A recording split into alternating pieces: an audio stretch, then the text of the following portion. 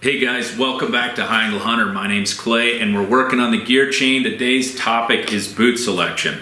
There are a lot of different ways that you can skin that proverbial cat, but the real nuts and bolts of it boil down to four primary categories. You have shoes within, we'll call trail runners, approach shoes, hiking shoes, and even light hiking boots. They're lighter duty, built for carrying lighter weight, and they're not a really dynamic solution.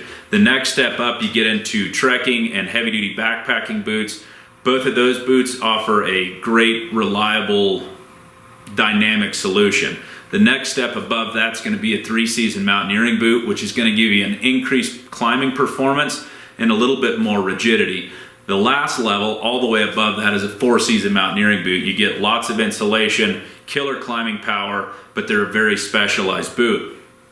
The most important thing when it comes to selecting a boot is fit. Fit should always come first.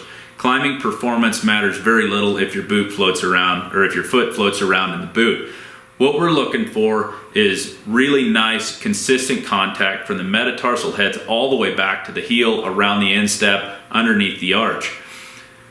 Match the shape of your boot to the shape of your foot. Oftentimes, that can be 90% of the fitting issue. Once you get that match right, when you put the boot on, it automatically feels good. As soon as your foot goes in, you can just tell it's right. Almost all of our customers, when they pull the boot on that they pick, as soon as it goes on the foot, they say, this is the one I want. So once you've got that boot on your foot, how do you know if it's long enough or short enough or what works?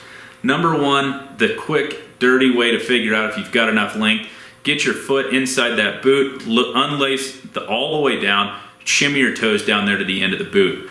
You'll take your hand and run it right down the back of your Achilles and touch the back of your heel. You want to have just a touch of wiggle room in between the back of your heel and the back of the boot. If you've got great big fingers and little bitty feet, you probably want that fit to be tight. If you've got proctologist hands and great big feet, you probably want a little bit more wiggle room. But it's simple guideline, and oftentimes that can be enough to get you 99% of the way there.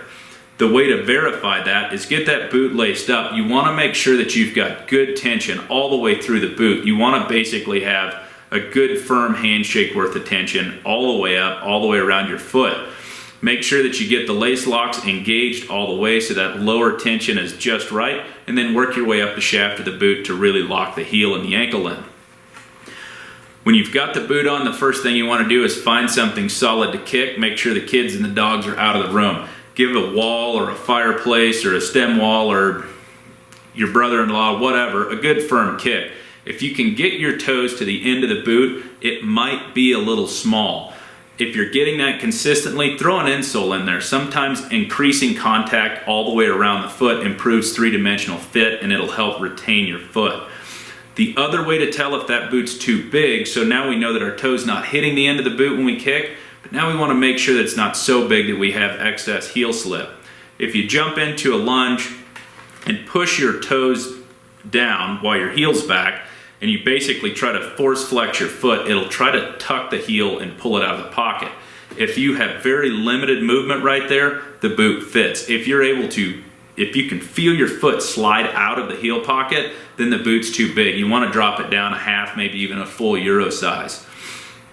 When you're trying to pick the category of boot that you go into, you can typically play up or down a level unless you're doing something very, very specific. Light mountaineering boots are great at hiking. They're great at carrying a backpack. You can cover lots of miles in them. They're just stiffer. A little bit more lateral support. So when you're doing big side hills, it takes less boot contact to ensure good footing. On the other hand, that heavy-duty backpacking or trekking boot gives you a little bit more flexibility. You sacrifice a little bit of climbing performance, but you're in this narrow window of boots that are going to work over a really wide array of circumstances. So make sure you get a boot that matches the shape of your foot, and then start looking at application. If you focus into that trekking, backpacking, or light mountaineering boot, you get something that's going to work over almost all your western hunts. If you're going to be doing early season elk hunts where it's hot and you don't have a lot of rocks on the ground, the shoe option works really well. They're cool, they're light, they're fast, and they're quiet. At the other end of the spectrum, if you're going to be doing late season goat hunts or tricky sheep hunts where you're dealing with lots of ice, lots of snow, then you may want to consider going into that 4-season mountaineering boot. In the hunting space, a 4-season boot is typically at the extreme end of use that very few guys really need. But if you're going that route, you're going to get to see a liner, typically neoprene or Primaloft or both in the insulation spectrum. They'll have heavy-duty leather uppers and typically a built-in gaiter, or at least fairly common. And if it really gets bad, you can go over the top of that with an overboot. But again, those are really extreme situations. If you want to read a little bit more about this, you can go to our website. In the red papers, you'll see the gear chain, and you can follow through and find this footwear article. It'll help guide your solutions. If you have questions or comments, you can put those below. You can also message us via Facebook or straight out of our website. Feel free to shoot us an email, or you can call me at 928-440-5244, and we can work on your own specific solutions. Thanks for your time. We hope you're learning a little bit with us. Have a good night.